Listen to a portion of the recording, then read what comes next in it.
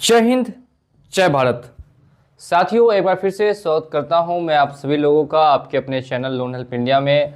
Loan का repayment नहीं करने पर जो टेंशन होती है उसे आप कैसे दूर कर सकते हैं, आज के इस वीडियो में बात करेंगे। 100% टेंशन आपकी ख़त्म हो जाएगी अगर आप ये वीडियो लास्ट तक वॉच करते हैं। ज़्यादातर लोग लोन पेमेंट क्यों नहीं कर पाते हैं? क्योंकि वो लोन के दलदल में फंस जाते हैं, जिसे हम डेट ट्रैप बोलते हैं।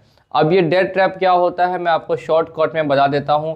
जब भी आप एक लोन को क्लोज करने के लिए कोई दूसरा लोन लेते हैं और फिर उस दूसरे लोन को क्लोज करने के लिए कोई तीसरा लोन लेते हैं और इस तरीके से इस साइकिल को आप कंटिन्यू करते रहते हैं और ऐसे में एक बबल बन जाता है जिसमें आपका अमाउंट बढ़ जाएगा। स्टार्टिंग में आपका लोन 1 लाख का होगा, लेकिन जब ये बबल बढ़ेगा तो ये लोन 5 लाख से 10 लाख तक का भी जा सकता है।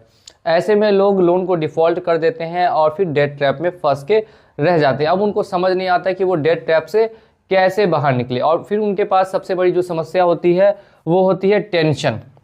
सबसे बड़ी जो दिक्कत आती है वो टेंशन होती है, क्योंकि ये जो बैंक वाले होते हैं वो ज़्यादातर मेंटली ही प्रेशर करते हैं, हरेसमेंट करते हैं, लोगों को टेंशन देने का काम करते हैं। तो अगर आप लोन किसी वजह से नहीं चुका पा रहे हैं, क्या ये मेडिकल कंडीशन ठीक नहीं है, या आप डेट ट्रैप में फंस चुके हैं, या आपका शेयर मार्केट या ट्रेडिंग में लॉस हो चुका है, तो ऐसी कंडीशन में अब आपको क्या करना चाहिए जिससे कि आपको किसी तरीके की टेंशन नहीं हो। सबसे फर्स्ट में हम लोग स्टेप बाय स्टेप बात करेंगे। तो चैनल को अगर आपने सब्सक्राइब नहीं किया है तो चैनल को सब्सक्राइब करके बेल आइकन को प्रेस कर लीजिएगा, ठीक है।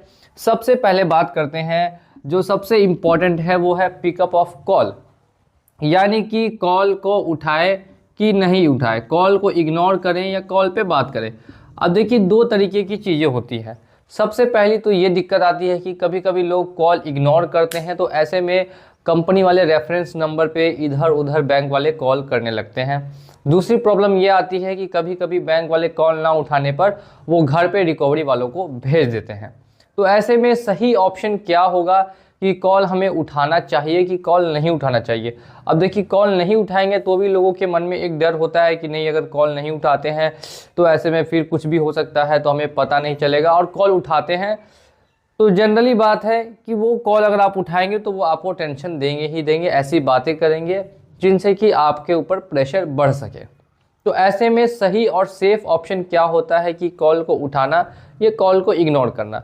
देखिए, 2 चीज़ें हैं। अगर आप कॉल को रिसीव करते हैं तो एक टाइमिंग रखें। जैसे कि मैं आपको एग्जांपल देता हूं, आप 6 से 7 मान लेते हैं फ्री है शाम में, तो इसी टाइम में कॉल उठाएं। कॉल उठाने के बाद आपको अपनी तरफ से कुछ भी नहीं बोलना है। सामने से जो व्यक्ति कुछ भी बोलता है आपको उसको बस ध्यानपूर्वक आपको सुन लेना है, और सुनने के बाद आप बस इतना बोलेंगे कि हाँ ठीक है, मैं समझ गया, और उसके बाद फिर कॉल को रख देना है। इतना काम आपको नेक्स्ट में करना है। वो आपसे जनरली जानना चाहते हैं कि आप पेमेंट कब तक करेंगे। उनका मेन कंसर्न यही होता है, पेमेंट कब तक करेंगे। यही डेट आप उनको नहीं दें, बस उनको इतना बता दें कि ठीक है बहुत जल्द हो जाएगा, इसके बाद फ़ोन को रख दें।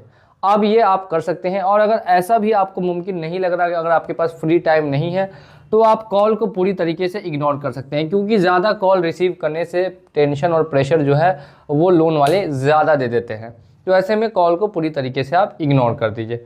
और अगर इधर उधर कॉल करते हैं तो आप उनके खिलाफ़ कंप्लेन कर सकते हैं साइबर क्राइम में कि आपके कॉन्टैक्ट्स पे कोई फर्जी नंबर से कॉल करके उनको परेशान कर रहा है। ये हमने सबसे पहली बात कर ली कॉल्स के बारे में, जो कि सबसे बड़ी समस्या है, मैं काफ़ी वीडियोस में बता चुका हूँ। सबसे पहली टेंशन यहाँ पे ख़त्म होने के बाद दूसरी टेंशन यहाँ पे आ जाती है नोटिस को लेके। नोटिस वो भी अलग अलग तरीके से आते हैं, रिकॉल आते हैं, ठीक है, उसके बाद आते हैं डिमांड नोटिस, फिर आर्बिट्रेशन का नोटिस। इस तरीके से अलग अलग आपको नोटिस देखने के लिए मिल जाते हैं। तो नोटिस क्या है? देखिए, अगर आपने NBFC ऐप से लोन लिया है तो ऐप में ज़्यादातर नोटिस फेक आते हैं, जैसे पॉकेटली, एम पॉकेट, रूपी रीडी, पे रूपी, और इसके अलावा भी कई एप्लीकेशंस है। तो उनके नोटिस का आप रिप्लाई करें या ना करें, उनसे आपको फ़र्क नहीं पड़ेगा। अब इसके बाद बात कर लेते हैं बैंक्स के बारे में और क्रेडिट कार्ड्स के बारे में। तो कुछ बैंक्स और क्रेडिट कार्ड क्या करते हैं, आपको कभी कभी डायरेक्टली डिमांड नोटिस भेज देते हैं। अब देखिए, डिमांड नोटिस में क्या होता है कि आपसे सीधे पूरा पैसा मांगते हैं। अरे भाई, जब ये सामने वाला व्यक्ति EMI नहीं दे पा रहा है तो पूरा पैसा कहाँ से दे देगा? तो ये कहीं पर भी सही नहीं है। तो अगर ऐसा नोटिस भी आपको आ जाता है तो इसे भी आप जाने दीजिए, इसे भी आप जाने दीजिए। अगर बैंक का है, अगर आपके पास ज़्यादा अमाउंट है तो आप एक रिप्लाई डाल दीजिए कि मेरी अभी हालत ख़राब है मेडिकली या फिजिकली, या इस कंडीशन की वजह से मैं अभी पेमेंट करने में थोड़ा सा लेट कर सकता हूँ। ऐसा एक मैसेज उनको डाल देना है अपनी तरफ से, सही रहेगा। नेक्स्ट इसके बाद बात कर लेते हैं थर्ड। ये हमने अभी 2 पॉइंट बात किया है। सबसे पहली बात की है कॉल को इग्नोर करने का। अब नेक्स्ट करते हैं फेक। फेक यहाँ पे बार बार आपको कॉल और मैसेज आते हैं FIR का, ठीक है, कि पुलिस स्टेशन में, पुलिस थाने में आपकी कंप्लेन हो चुकी है, आप अपने वकील से बात कर लीजिए, आपका केस नंबर ये है, ये ID है, दिस और डैट। इस तरीके से फेक कॉल्स आते हैं FIR की, आपको धमकी दी जाती है, आपको डराया जाता है कि आपके ऊपर इस तरीके से हमने पुलिस थाने में कंप्लेन कर दिया है और अब आपको पेमेंट करना ही करना होगा, इसके अलावा आपके पास कोई दूसरा ऑप्शन नहीं है, नहीं तो हमारी टीम आपके घर पे कभी भी किसी भी टाइम पहुंच सकती है और कानूनी कार्रवाई कर सकती है। इस तरीके का एक मैसेज यहाँ पे देखने के लिए मिलता है बैंक और NBFC कंपनीज़ के द्वारा। तो ऐसे मैसेजेस अगर आपको भी आते हैं, अगर लगातार आते हैं, तो आप इसे भी इग्नोर कर दे सकते हैं और किसी तरीके की टेंशन नहीं लेनी है।